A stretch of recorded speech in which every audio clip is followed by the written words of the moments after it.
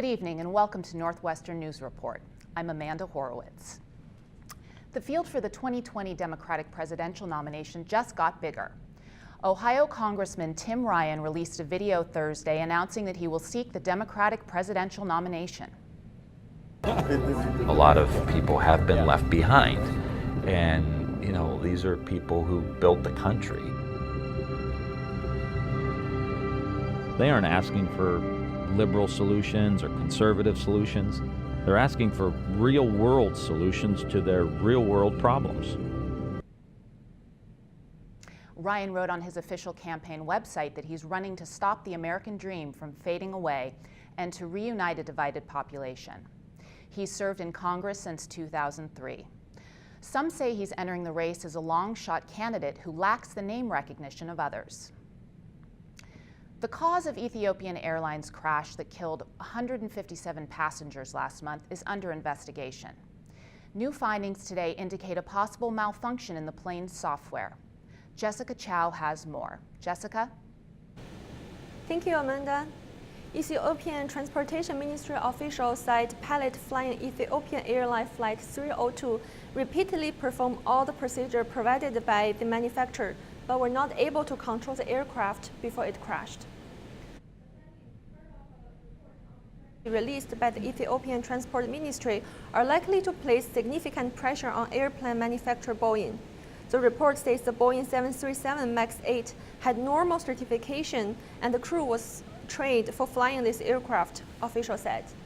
Ethiopian authorities recommend that Boeing review the jet's MCAS anti-stall system and that aviation regulator ensure that the issue has been addressed before authorizing any further flight of the plane.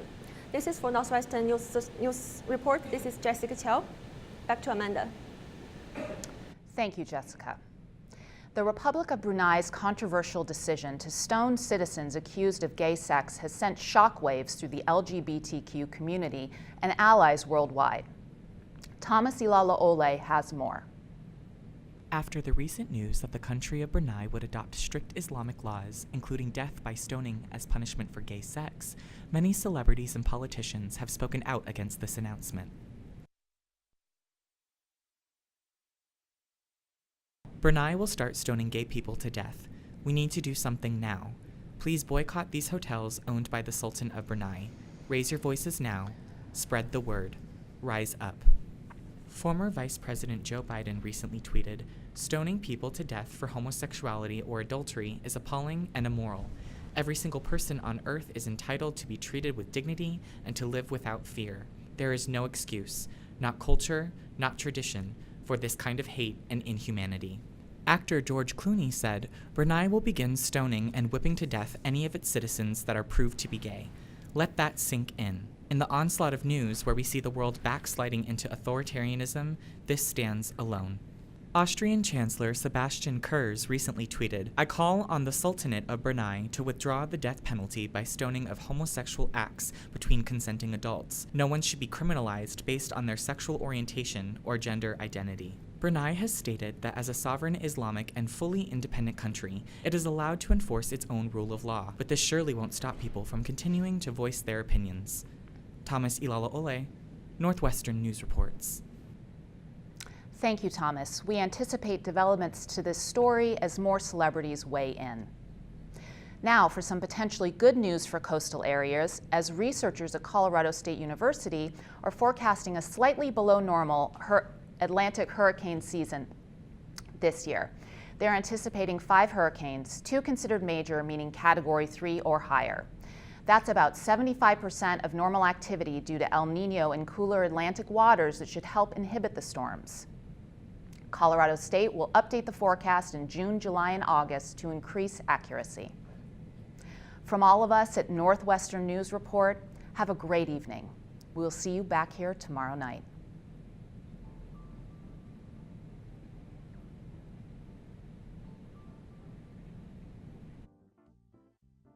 And now we are very excited to welcome to the show Amina Youssel on the Northwestern fencing team. Amina, thanks so much for being here. How are you doing? Good, thank you. Thanks for having me. Oh, thank you so much for being here. All right, let's get down to business. Your squad kicked off its home schedule last month with the Remenyick Open at Ryan Fieldhouse. What was it like getting to compete at that brand new facility? Oh my God, such an amazing thing. Like, I haven't had a home game since my sophomore year, and most of the girls on the team had never had a home game. So it was just so amazing for me to watch them go through that experience and enjoy being at home and being in front of their friends. And for me, it was so nice to just finish up my last season with a chance to play again at home in such amazing facility. You know, big shout out to Dr. Phillips and all the donors for making that happen. It's just so great to be able to play in front of people who support you day in and day out. That seems to be reflective of what you've done so far this year, because you personally have scored 2 top 20 finishes in the last 2 events this season. That sounds like success to me, but how do you feel about the season so far? Yeah, thank you. Definitely strong start to the season, but you know, it's only up from here. There's always room for improvement, and there's definitely things to work on, not just for me, but for the whole team. The goal is to peak at the end of the season where important competitions are, you know, conference championship, NCAA qualifications, NCAA championships. We will be working hard. The plan is there. It's just us getting back to work every single morning, even when we're tired, and things are looking good. Everyone's strong. Well, I hate to bring this up, but the fact of the matter is it's your last year of competition at Northwestern. You mentioned this a little bit, but what are some of the goals that you have for yourself and for the team as a whole this year? Yeah, so the top 2 goals we always have is, number 1 is winning conference championships. You know, we went out there last year, had a strong showing, came back with a championship, and that was the 5th in program history. And this year we're trying to do the same thing. It's going to be the 6th. And the second one is for us to qualify as many people possible to NCAAs, and for us that's maximum of 6 people. The more people we can qualify, the more possible it is for us to finish in top 5 in the country at the end of the year. And me personally, obviously, my goal is always to be one of those people who get to represent Northwestern at NCAAs. And if I'm out there, I'm gonna give everything I got and leave everything out on the strip, and who knows, maybe I come back home with a top 3 finish.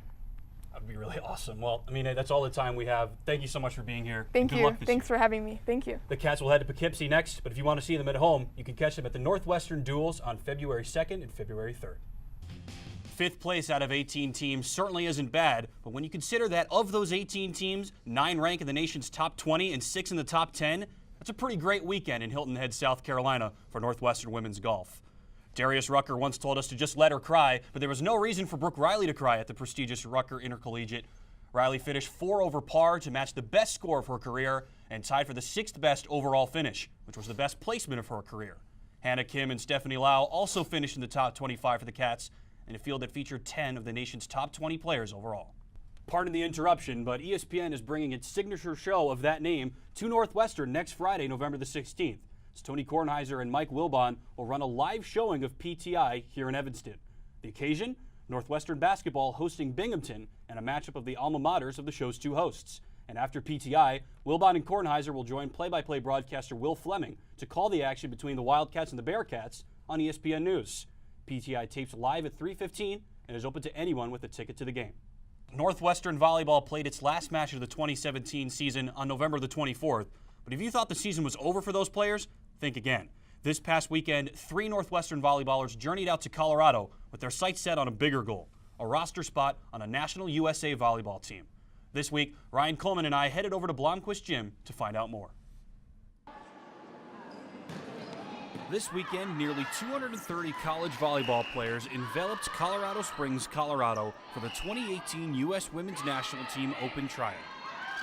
4 Northwestern players were selected by their coaches to participate.